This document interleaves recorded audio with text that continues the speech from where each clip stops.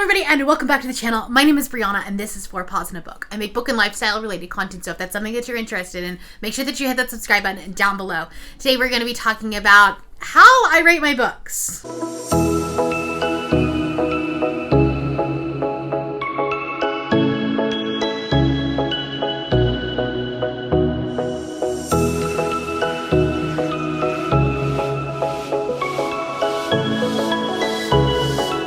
This has been a requested video, so I figured I would try to do this. I actually have done this video before, way back when, like early 2019, so please don't go watch it.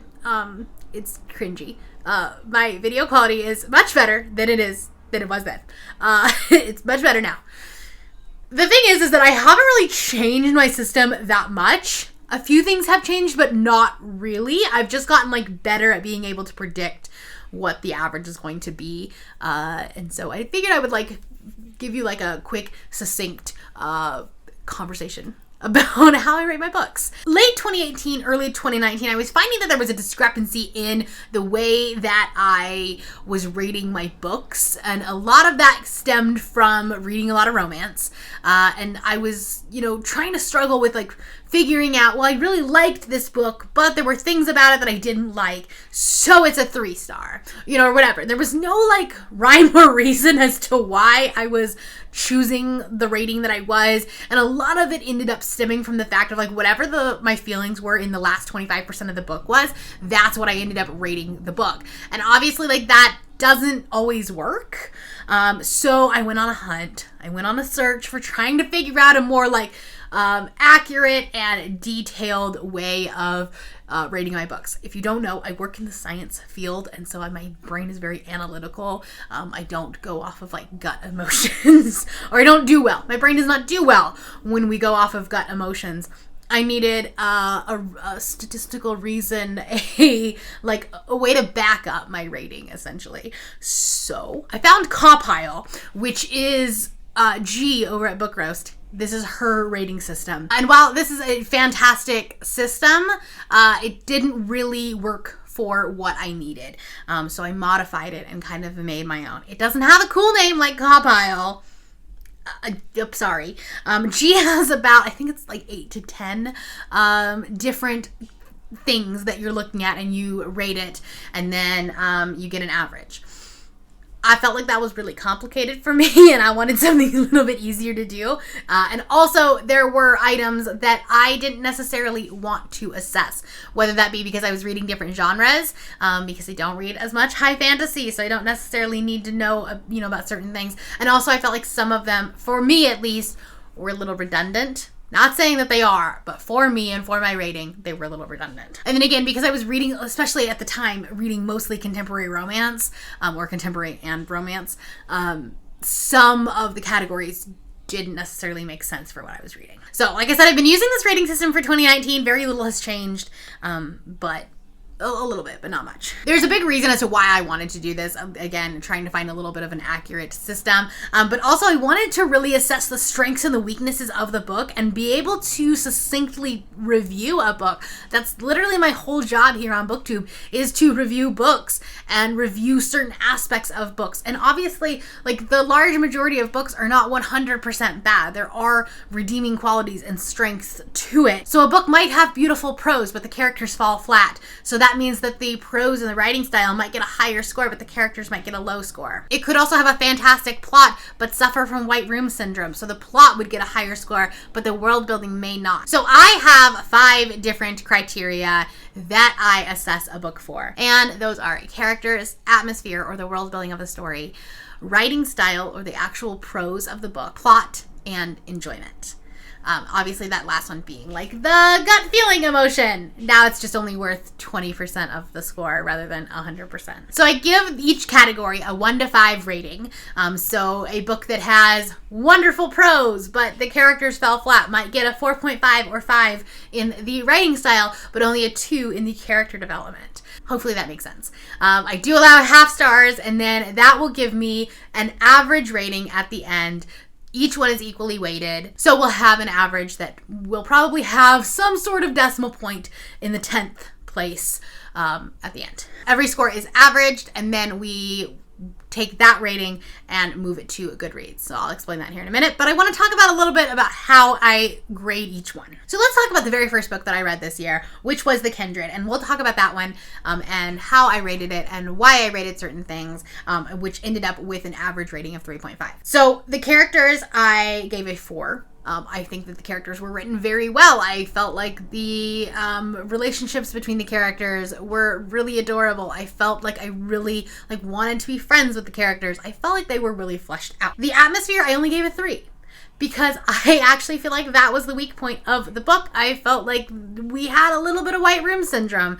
In this aspect of the book is where I thought the book was a little underbaked and needed some more explanation of, you know, the Kindred system and why they had this system in place and things like that. I felt like it needed more. So I gave it a 3. Like, it wasn't bad, but I just wanted more of it. The writing style, I gave it 3.5. I love Alicia Dow's writing style. I just feel like it's very personable, very down to earth. And so it's not necessarily super prosy, super lyrical, but it has this whimsical aspect to it. The plot, I think, was driven very well. I think that we went from point A to point B to point C in the plot pretty well. Was it my favorite plot in the world? No, but I think it did what it was supposed to do, so I gave it a 3.5.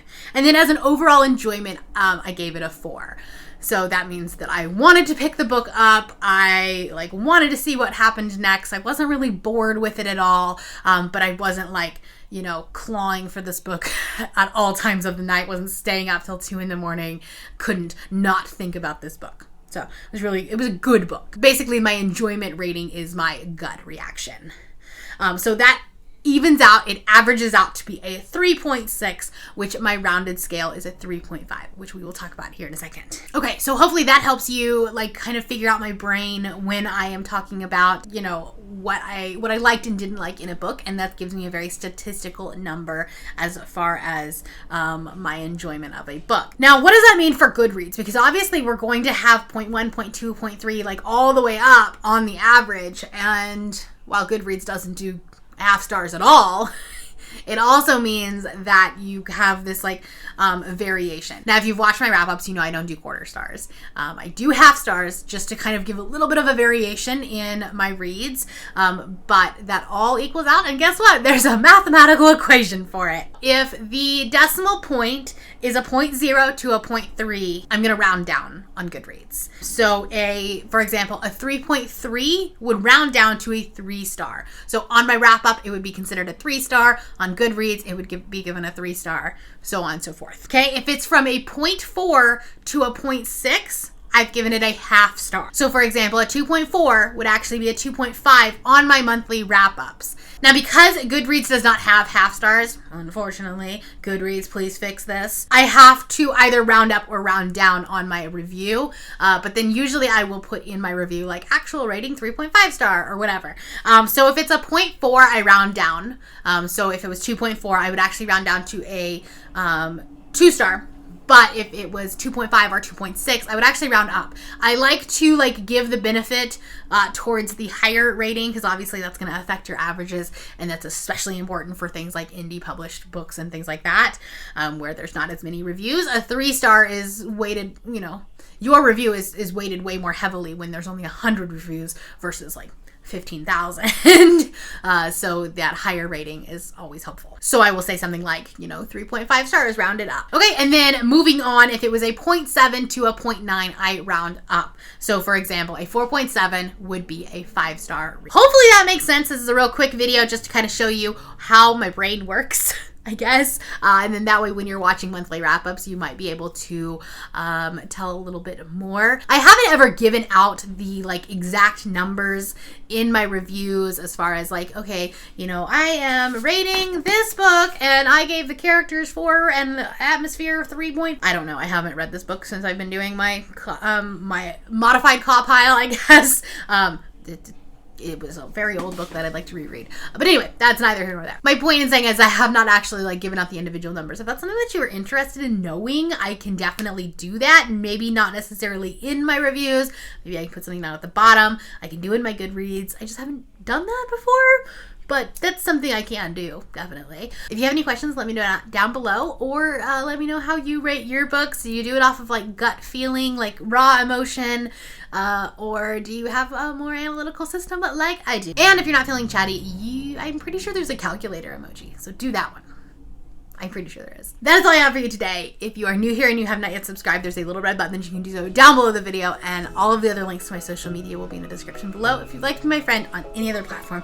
Thank you all for watching. I am doing BookTube beta, so I will see you tomorrow.